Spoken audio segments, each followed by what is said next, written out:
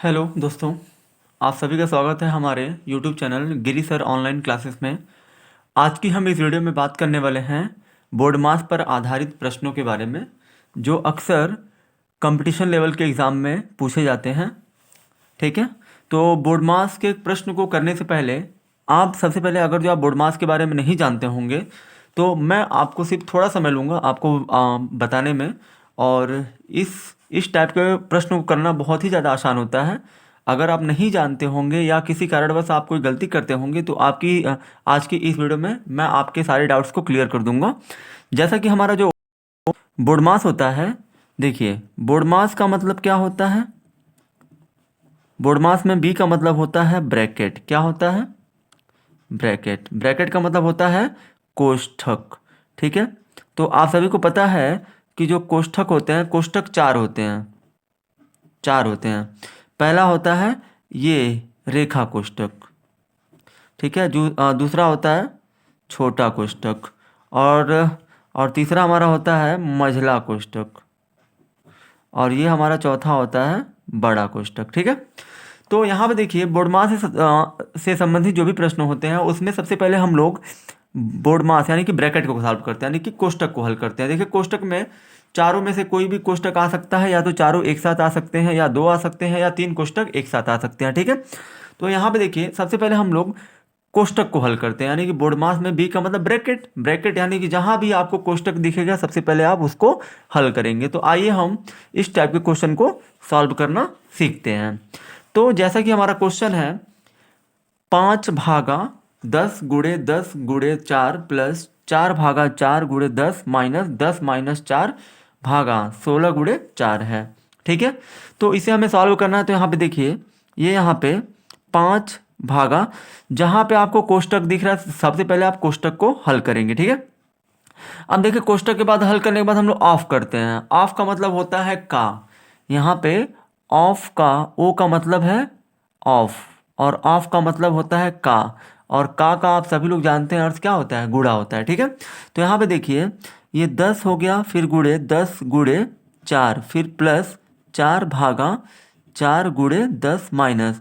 यहाँ पे देखिए कोष्ठक को पहले हल करेंगे तो कोष्ठक में हमारा दिया क्या गया है 10 - 4, तो 10 में से 4 घटाएंगे कितना आएगा 6, और भागा कितना हो जाएगा 16 × 4। अब देखिए कोष्ठक को हल करने के बाद अगर जो हमें का कहीं दिख गुणा होता है ओ, यहाँ पे बोर्ड मास में ओ का मतलब क्या है ऑफ। तो यहाँ पे कहीं भी आपको ऑफ का मतलब का कहीं भी दिख रहा हो तो यहाँ पे आप पहले आप उसको आप हल करेंगे। तो का यहाँ पे कहीं नहीं दिख रहा है तो इसके बाद हम लोग हल करेंगे, भाग को करेंगे। तो आप देखिए ये 5 भागक का मतलब क्या होता है बटा होता है, फिर गुणे कितना है 10 है, फिर गुणे कितना है 4 है, फिर प्लस ये 4/4 का मतलब क्या है 4 को लिख लेंगे, फिर ये भाग का मतलब बटे 4, फिर गुणे 10 - 6, और ये भाग का मतलब बटे 16 और गुणे 4। ठीक है, तो यहाँ पे देखिए ये 10 से 10 कट जाएगा, फिर यहाँ पे देखिए ये हमारा 16 है, तो ये 4 एकम 4, 4 चौके 16 हो गया। फिर ये 2 से कट जाएगा, 2 से नीचे भी 2 दूना 4, और 2 से ऊपर भी 2 तिहाई 6। फिर ये 4 से 4 कट जाएगा, तो यहाँ पे देखिए क्या बचा है 5 गुणे यहाँ 4 बचा है, फिर प्लस ये दोनों कट चुके हैं, यहाँ पे कुछ नहीं है तो 1 है, फिर गुणे 10 माइनस यहाँ पे देखिए ये 3 एकम 3 हो जाएगा, और नीचे में कितना है 2 है तो 2 लिखिए। फिर यहाँ पे देखिए हम लोग क्या करेंगे 5 चौके 20, फिर प्लस फिर 10 एकम 10 माइनस 3/2। अब देखिए अब यहाँ पे हम लोग जोड़ेंगे। ठीक है, हम लोग क्या करते हैं पहले ब्रैकेट को हल हल कर चुके, फिर हमने ओ तो कहीं दिख नहीं यानी कि का कहीं नहीं दिख रहा था तो हमने डिवीजन यानी कि भाग किया। जैसे कि यहाँ पे 5/10 था तो 5/10 लिखा, 4/4 था तो 4/10 4 लिखा, फिर गुणे 4 है 10 है, फिर माइनस 6/16 तो 6/16 गुणे 4 लिख दिया। फिर हमने क्या किया, फिर हमने यहाँ पे गुणा में कट रहा था तो हमने काटा, फिर जो बचा उसका हमने गुणा करके यहाँ पे लिखा। अब हम लोग उसके बाद मल्टीप्लाई यानी कि गुणा जब कर लेते हैं उसके बाद क्या करते हैं एडिशन यानी कि जोड़। तो 20 और 10 कितना हो जाएगा 30, और माइनस 3/2। फिर यहाँ पे हम लोग क्या करेंगे इस 30 के नीचे 1 कर लीजिए। फिर यहाँ पे देखिए 30 के नीचे 1 करने के बाद यहाँ पे 30 के नीचे 1 आ गया, यानी कि 1 और 2 का लसा लेंगे तो कितना आएगा 2। फिर 1 से 2 में भाग देंगे 2 बार में जाएगा, और 2 का गुणा 30 में करेंगे कितना हो जाएगा 60 आ जाएगा।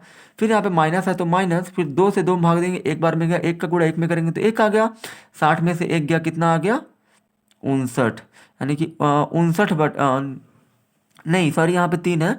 दो, इस 2 से 2 में भाग देंगे, एक बार में जाएगा, फिर 1 का गुणा इस 3 में करेंगे तो कितना आएगा 3, यानी कि 60 में से 3 जाएगा तो कितना आएगा 57, यानी कि ये हमारा 57/2 आ गया। और यहाँ पे देखिए अब हम लोग क्या करेंगे कि 2 से 57 में भाग देंगे तो यहाँ पे हमारा आ जाएगा 2 दूना 4, 2 8 16 और ये 2 5 10, यानी कि इसका हमारा आंसर आएगा 28.5। ठीक है। अब ये हमारा अगला प्रश्न है। अगले प्रश्न में यहाँ पे सबसे पहले हम लोग कोष्टक को हल करेंगे। ठीक है। तो यहाँ पे देखिए कोष्टक हल करने के बाद फिर हमारा ऑप्शन अगला हमारा ऑप्शन आएगा का। तो यहाँ पे हमको का दिख रहा है यहाँ पे। ठीक है। तो यहाँ पे देखिए इस कंडीशन में हम लोग क्या करते हैं कि कोष्टक और का को एक साथ हल करते हैं। ठीक है। देखिए यहाँ पे 36 भागा 8 गुणे 4 प्लस 2 भागा 4 माइनस फिर यहाँ पे 1 प्लस 5। देखिए यहाँ पे का मतलब गुणा होता है। ठीक है। का को हम लोग गुणा में नहीं बदलते हैं, जिनके बीच में का होता है उनका हम लोग डायरेक्ट गुणा कर देते हैं। तो 5 तिहाई कितना हो जाएगा 15, तो यहाँ 15 लिखिए, फिर भागा, फिर यहाँ पे देखिए ये कोष्टक को हम लोग हल करेंगे तो 4 दूना 8, यहाँ पे कोष्टक में पहले हम लोग गुणा करेंगे 4 दूना 8, 8 में से माइनस करेंगे 3 तो कितना आ जाएगा 5, फिर माइनस में कितना दिया है 3 दिया है। अब यहाँ पे देखिए हमारा का भी हल हो गया और हमारा कोष्टक भी हल हो गया। अब हम लोग क्या करेंगे भाग, तो यहाँ देखिए 36 भागा 8 है तो इसको हम लोग 36/8 लिख सकते हैं, फिर गुणे 4, फिर प्लस ये 2 है, भागा का मतलब बटे 4, फिर माइनस 1 प्लस ये 15 है ना, तो इसको हम लोग 15/5 माइनस 3 लिख सकते हैं। ठीक है। अब यहाँ देखिए ये 4 एकम 4 और ये 4 दूना 8 हो जाएगा, फिर ये 2 से 36 को काटेंगे, 2 एकम 2, 2 8 16, फिर ये देखिए ये 5 एकम 5, 5 तिहाई 15। ठीक है। कट रहा तो काट लीजिए, फिर 2 एकम 2, 2 दूना 4, तो यहाँ पे हमारा 18 एकम 18 बचा, फिर प्लस यहाँ पे कितना बचा ऊपर 1/2 और माइनस, और यहाँ देखिए प्लस 3 है तो 3 माइनस 3। अब यहाँ देखिए ये यहाँ पे देखिए ये +3 और ये -3 है, यानी कि प्लस और माइनस जब जब एक समान संख्या प्लस माइनस में होती है तो उनको काट दिया जाता है। ठीक है। तो यहाँ पे हमारा ये 18 प्लस 1/2 माइनस 1 आ गया। अब देखिए यहाँ पे अब पहले हम लोग क्या करेंगे, पहले हम लोग जोड़ेंगे, तो आप देखिए 2 इसके नीचे 1 कर लीजिए, इसके नीचे 1 कर लीजिए, इन तीनों को हम लोग एक साथ लेकर हल करेंगे। ठीक है। तो 1 2 1 का लसा लेंगे तो 2 आएगा, फिर 1 से 2 में भाग देंगे तो 2 बार में जाएगा, फिर 2 का गुणा इस 18 में करेंगे तो 36 हो जाएगा, प्लस 2 एकम 2 एक बार में गया, 1 का गुणा 1 में करेंगे 1 आ गया, माइनस फिर आप देखिए 1 से 2 में भाग देंगे, 2 बार में गया, 2 का गुणा 1 में करेंगे 2 आएगा, यानी कि यहाँ देखिए 36 और 1 को पहले जोड़ेंगे 37 आएगा और माइनस 2 है और बटे में 2 है, तो यहाँ देखिए 37 में से 2 गया, हमारा आ गया 35/2, यानी कि यही हमारा आंसर हो जाएगा, यानी कि यही हमारा करेक्ट होगा। ठीक है।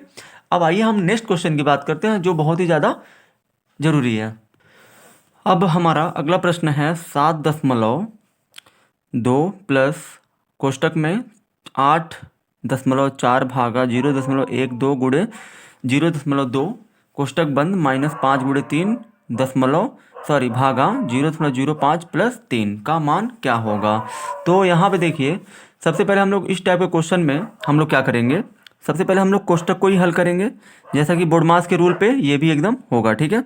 तो ये 7.2 है प्लस यहाँ पे देखिए इस कोष्टक में पहले हम लोग भाग करेंगे, यानी कि ये 8 भागा 4 है तो ये भाग को हम लोग बटे में कर देंगे और ये 0.12 लिख देंगे, फिर गुणे 0.2 कर देंगे। ठीक है।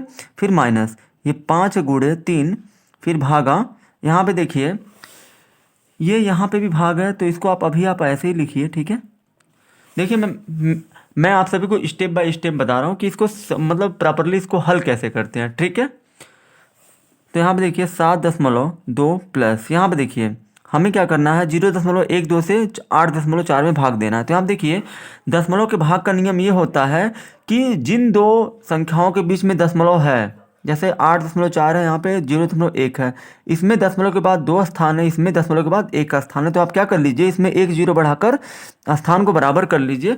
और यहाँ पे 1 0 इसलिए बढ़ाया जा रहा है, दोनों के दशमलव को स्थान को इसलिए बराबर किया जा रहा है क्योंकि दशमलव स्थान बराबर होने पे दशमलव हट जाते हैं, यानी कि यहाँ पे देखिए ये दशमलव हट जाएगा, यानी कि इसको हमको 840/12 फिर गुणे 0.2 फिर माइनस यहाँ पे देखिए 5 गुणे, ये भाग है इन दोनों के बीच में, तो यहाँ पे यह क्या हो जाएगा 3/0.05।